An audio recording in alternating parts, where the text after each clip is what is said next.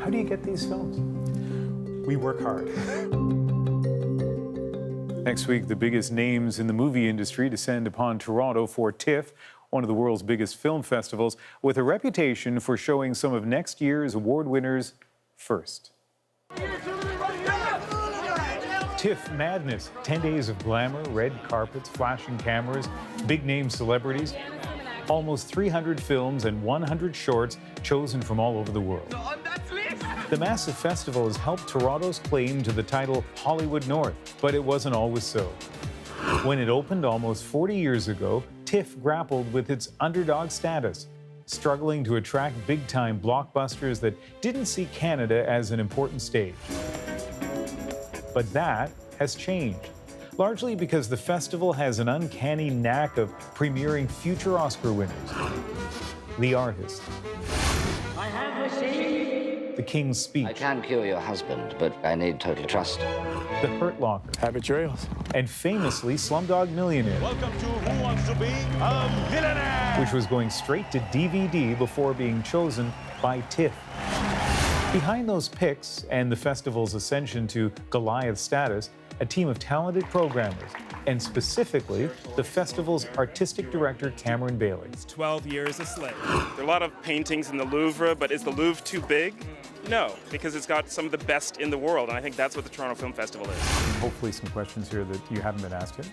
I sat down with him in Toronto to talk about the rise of TIFF and how it's bringing young Canadian filmmakers with it. You're exactly 1 week away from the launch of this festival. That's right. What's making you nervous tonight? Well, we've invited the films, we've scheduled them, we've invited the guests, that's all in place, but things can always go wrong. It's kind of like planning 100 different weddings. There are always these little details that you need to make sure about, that the people are going to be in the right place, that visas are in place for people to travel from 79 different countries. That's really one of the key things we're paying attention to right now. So we're in touch with people all over the world to make sure the party happens the way it should. And looking back at previous years, what are some of the things that have happened in this time frame? Calls to race to immigration to fix something perhaps, or someone threatening to pull their film out? What are some of the last minute snafus?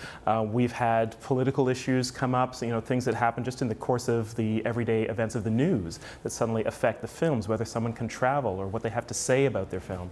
That can change as well. And there have been technical issues sometimes as well, but we've got a terrific team, hundreds of people working on this right now. So as of this hour, everything looks good for next week. So far, so good. And in terms of next week, give us a sense of the 2 or 3 films that maybe we'll be talking about in the weeks afterwards.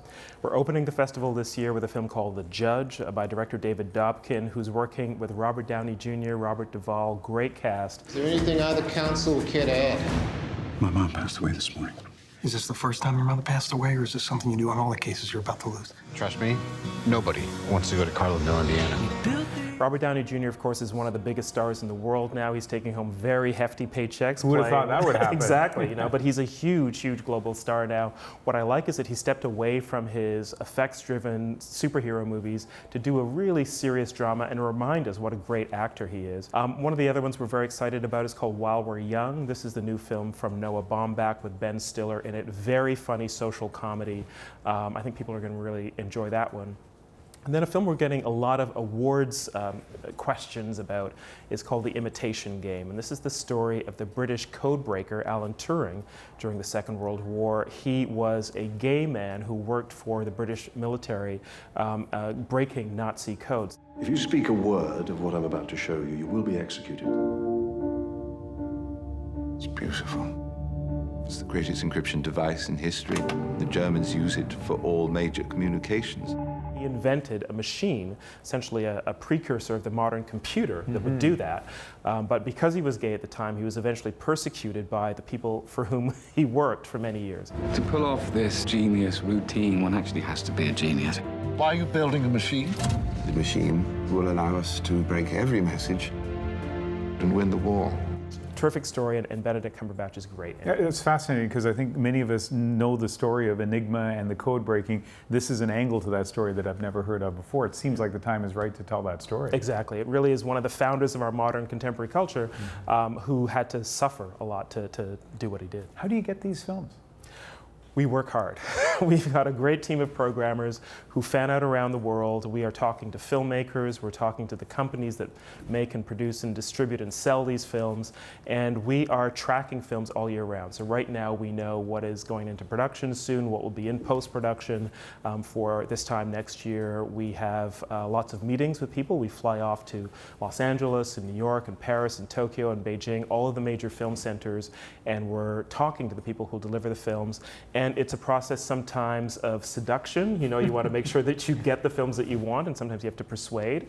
And often there's a point where people are trying to seduce us as well. So there's a kind of a mutual dance that's going on. Because TIFF, by all accounts, is one of the most important film festivals in the world, so that makes you the target of the seduction. That's nice. But tell me more about when you have to do the work this year, let's say for one of those 3 films you mentioned. What were some of the things you had to say or do or wait with flowers in your hands in a waiting room? What did it take to get those films this year? I mean, the first trick is to get to see the films, because you can't really have a proper conversation until you've seen it. And sometimes these films are under wraps, and so you've got to do a lot to try to persuade the filmmakers, who are always very nervous about exposing the film before it's done, that you need to see it before you can even invite the film.